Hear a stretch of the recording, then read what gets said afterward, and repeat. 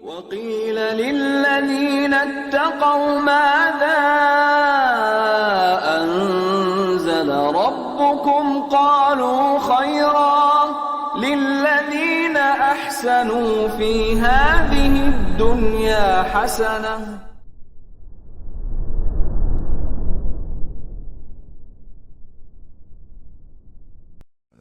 Assalamualaikum warahmatullahi wabarakatuh. Innal hamdalillah nahmaduhu wa nasta'inuhu wa nastaghfiruh wa na'udzu billahi min shururi anfusina wa sayyiati a'malina. May yahdihillahu fala mudilla lahu wa may yudlil fala hadiya lahu. Asyhadu an la ilaha illallah wahdahu la syarika lahu wa asyhadu anna Muhammadan 'abduhu wa rasuluhu la nabiyya ba'dahu. Allahumma 'allimna ma yanfa'una wanfa'na bima 'allamtana innaka antal alimul hakim.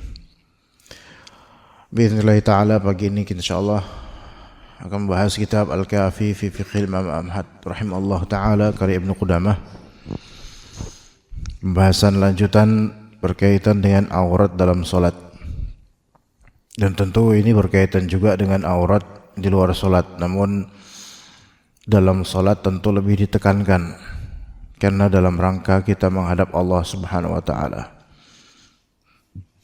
Kita mulai dari pasal kata Ibnu Qudamah rahimahullah, wal mar'atu kulluha auratun illa al-wajh wa fil kaffaini riwayatan liqaulillahi ta'ala wa la yubdina zinatahunna illa ma dhahara minha. Qala Ibnu Abbas wajhaha wa kaffaiha wa li'annahu yahrumu satrul wajhi fil ihram. Perempuan, disebutkan di sini perempuan seluruh badannya itu aurat kecuali wajah saja, dalam salah satu riwayat kecuali wajah saja. Perempuan seluruhnya aurat kecuali wajah saja. Ya. Dan tentang al-kaffain, tentang kedua telapak tangan, ini kaffain, itu ada dua pendapat ulama. Ada yang mengatakan itu aurat, ada yang bukan. Ada yang mengatakan itu bukan. Tapi karena firman Allah Subhanahu wa taala di surat An-Nur ayat 31, wala yubdina zinatahunna illa ma dhahara minha.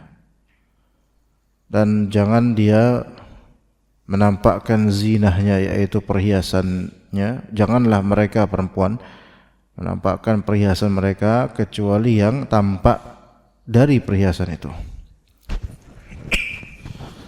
Berkata Ibnu Abbas radhiyallahu anhuma, jadi maksudnya apa yang zahir itu boleh, itu ada dua, kata Ibnu Abbas, yaitu wajahnya dan kedua telapak tangannya. Wajah dan kedua telapak tangannya itu perhiasan yang dibolehkan untuk ditampakkan. Perhiasan di sini maksudnya apa? Perhiasan sini, yaitu zinah di sini apa yang ada di tubuhnya. Dia apa yang berupa tubuh. Perempuan seluruhnya itu ibarat perhiasan dari ujung rambut sampai ujung kaki. Dan wajahnya perempuan itu juga bisa dikatakan zina atau hal yang terhiasi. Dan memang akan beda wajah perempuan dengan wajah laki-laki, walau bagaimanapun gitu, wajah perempuan tetap beda. Dan juga telapak tangan perempuan juga umumnya beda dengan laki-laki. Nah, di sini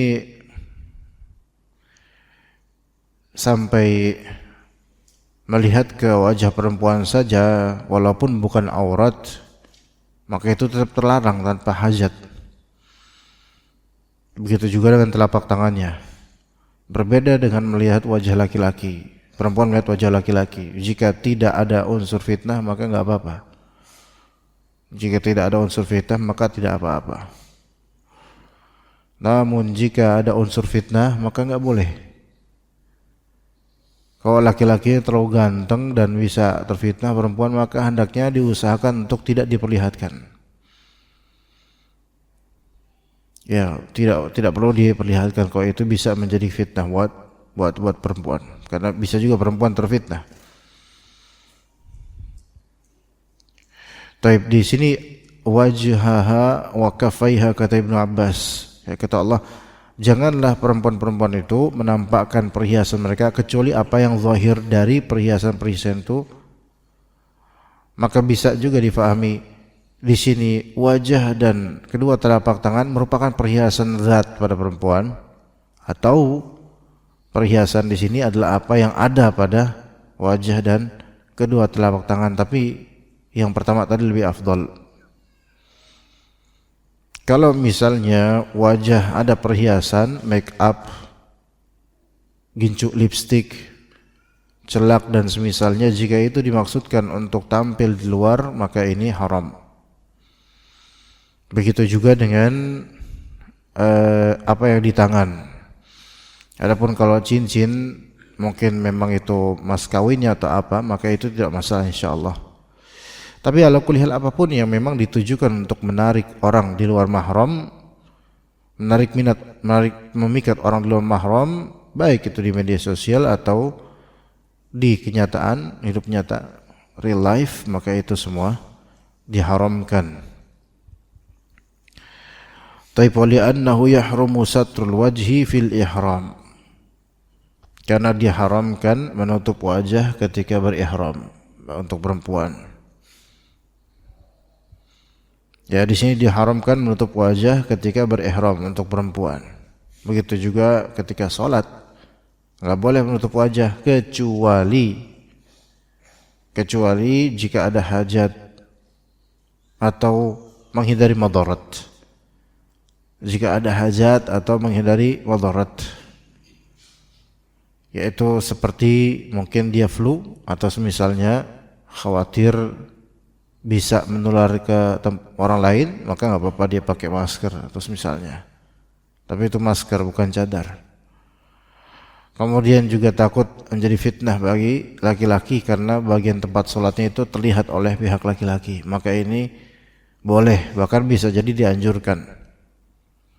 Seperti itu. Jadi ketika ihram atau ketika sholat, maka jangan tutup wajah kecuali jika ada hajat atau menghindari madarat. Kemudian dikatakan wasatrul kaffaini bil quffazaini walau kana auratan lam yahrum satruhuma, dan juga diharamkan ketika ihram. Kalau ini ketika ihram, bukan ketika sholat. Ketika ihram diharamkan untuk menutup kedua telapak tangan bagi perempuan. Kedua telapak tangan jangan ditutup, jangan pakai sarung tangan. Ya, maka dikatakan oleh para ulama, seandainya kedua telapak tangan atau wajah dan telapak tangan itu aurat, maka enggak mungkin dong diharamkan pas ihram untuk menutupnya. Gitu. Seandainya keduanya aurat, wajah dan telapak tangan itu aurat, maka enggak mungkin kalau diharamkan untuk menutupnya saat ihram. Berarti ini menunjukkan bahwasanya wajah dan kedua telapak tangan bukan aurat. Itu pendapat pertama dari pendapat para ulama. Wathaniyatu, pendapat kedua, annal kaffaini auratun, bahwasanya kedua telapak tangan adalah aurat, meskipun dalam salat aurat juga gitu. Li'annal masyaqqata la talhaqu fi satriha, karena al-masyaqqah atau bisa dikatakan karena tidak ada kesulitan untuk menutup kedua telapak tangan. Nah, ini kata sebagian ulama. Ini termasuk aurat juga, yaitu aurat dalam salat. Aurat dalam salat termasuk juga kedua telapak tangan kata sebagian ulama. Dan itu mungkin yang dipakai oleh banyak dari kaum muslimat. Ya, mereka tidak membuka kedua telapak tangannya ketika salat. Ini riwayat kedua atau pendapat kedua. Jadi menutup kedua telapak tangan tidak mengandung kesulitan saat salat. Jadi bila mudah menutupnya, maka hukumnya seperti menutup tubuh yang lain. Gitu.